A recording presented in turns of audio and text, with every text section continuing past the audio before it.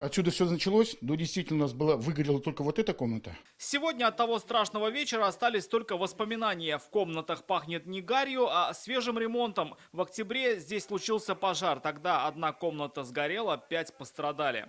Пожар и коридор у нас остался в таком состоянии. Полностью деревянные полы, которые никогда не менялись. Лейли Фазлеевой показывают, каким было общежитие тогда и стало сейчас. За 7 месяцев здесь провели комплексный капитальный ремонт, превратив старую общагу в современный центр студенческой жизни. Действительно, начиная с инженерных сетей, электрических сетей, заканчивая стенами, заканчивая комнатами, мебелью, постелью, все от и до. Сейчас созданы нормальные условия для проживания наших студентов. Общежитие рассчитано на 695 мест. В одной из комнат будет жить третьекурсник Владимир Мухин. Если мы с вами обратим внимание, то здесь достаточно просторно, да, несмотря на то, что все комнаты типа троек, да, 3 человека, которые могут проживать в этой комнате, здесь много места, здесь 2 стола, один обеденный, другой письменный. То есть мне кажется, что все условия для студентов здесь присутствуют. Впервые в истории газовые плиты заменили на электрические, а раздельные душевые расположили на каждом этаже. Однако речь здесь идет не только о свежем ремонте, во многом общежитие изменилось и по своему наполнению. Вот только один из самых ярких примеров – это комната для проживания маломобильных студентов.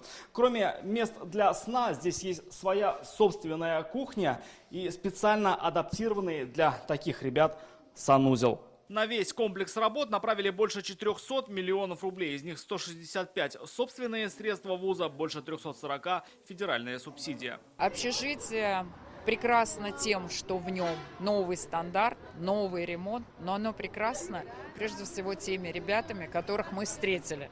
Тех, кто уже заселился, тех, кто планирует заселиться, тех, кто планирует сюда прийти, потому что здесь есть зоны для общения, комнаты для времяпрепровождения. Сегодня студенты озвучили идею обновить и внешнюю территорию общежития. Учащиеся Института дизайна разработали проект благоустройства сквера, где будут арт-объекты, места для отдыха и занятий спортом. Мы хотим именно для ребят создать очень комфортные условия, потому что время пребывания и вообще время учебы – это, наверное, самые запоминающиеся годы, и они должны, я думаю, что вот эту частичку тепла, альма-матера и вот этого родного чего-то такого пронести через всю свою жизнь.